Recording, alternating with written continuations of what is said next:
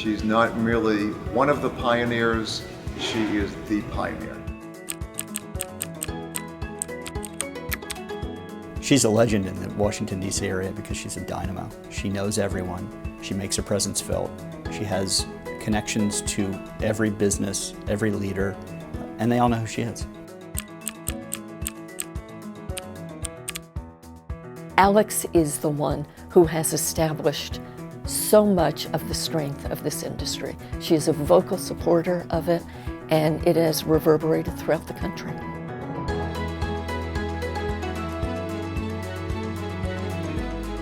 Born and raised in the Washington, D.C. area, Alexandra Armstrong's father died when she was only 8 years old. But despite this tragedy, everyone around her knew she was destined for greatness. My father would wake up at like 7 in the morning saying, "Where's the newspaper? Where's the newspaper? Is Alex here again? Is Alex here again?" Because she'd get up in the morning and go get the newspaper to read the finance section. And she was only about 14 or 15. Today, only 3 out of every 10 financial advisors are women.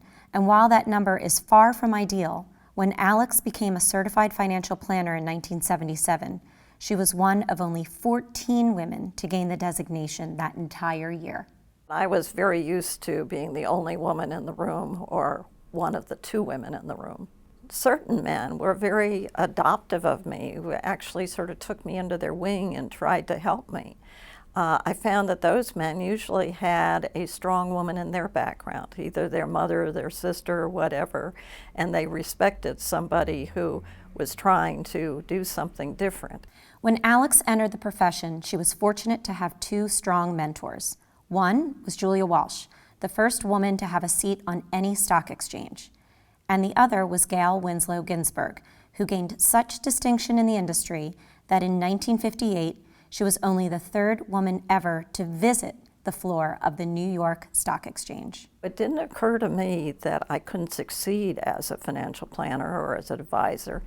It was my choice whether I decided to follow in their footsteps. The other thing was both of them had a husband they liked, they had children they loved, so it wasn't this, I'm going to do everything when I have to choose between a family and a career.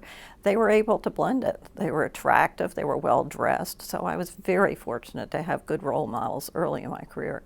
With an eye on helping widows, divorced women, and entrepreneurs, Alex opened her own firm in 1983. She surrounded herself with a strong team that over the course of the next 30 years would rise through the ranks from interns to partners. I'd walk into the kitchen and find her on her knees, scrubbing the bottom of the kitchen, or scrubbing the bottom of the refrigerator. You'd ask her, "Alex, let me do that. That's what I'm here for."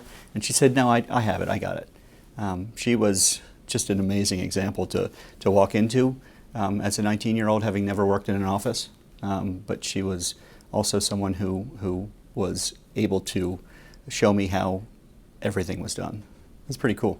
During her 40-year career, Alex has become a mentor to dozens of women and men, some who have made it to the C-suite and others who are still on their way. In order to reach a person, you have to teach. In order to teach them, you got to reach them. And she was able to reach me and sort of open my eyes as to what could happen in financial planning. Alex has always been a mentor for me, teaching me on what it means to enter the workforce at a very young age and what it means to be a true fiduciary. We'd go to meetings and people would come over and say, you're the reason I'm in this business. You came to speak in Ohio or Arizona or Florida or whatever. She was converting people to financial planning. She's responsible for the growth of the industry, I think. In 1985, Alex was the first woman elected president of the International Association for Financial Planning, the precursor to the FPA. It gave me the national scope rather than just looking at it from Washington, D.C. Though Washington, D.C. is a pretty good place to look at it from. But I looked at the international implications. And so it was very exciting. Alex is a tireless volunteer in the Washington, D.C. area with organizations like the Boy Scouts and Reading is Fundamental. And the winner of the Lifetime Achievement Award is Alex Armstrong-ruff-001. Armstrong, Fleming, and Moore. In 2014, she received a Lifetime Achievement Award from the Invest in Others Charitable Foundation for her work with the Foundation for Financial Planning.